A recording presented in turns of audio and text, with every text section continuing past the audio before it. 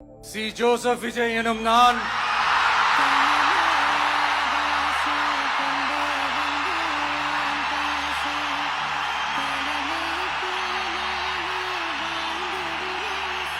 சட்டப்படி அமைக்கப்பெற்ற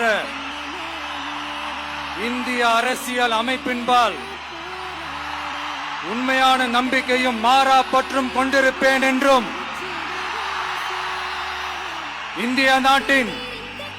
ஒப்பில்லாத முழு முதல் ஆட்சியையும் ஒருமையையும் நிலை நிறுத்துவேன் என்றும் தமிழ்நாட்டு அரசின் முதலமைச்சராக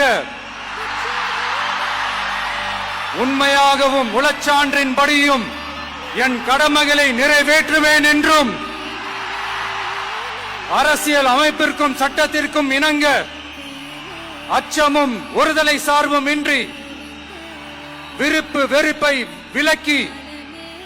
பலதரப்பட்ட மக்கள் அனைவருக்கும் நேர்மையானதை செய்வேன் என்றும் ஆண்டவன் மீது ஆணையிட்டு உறுதிமொழிகிறேன்.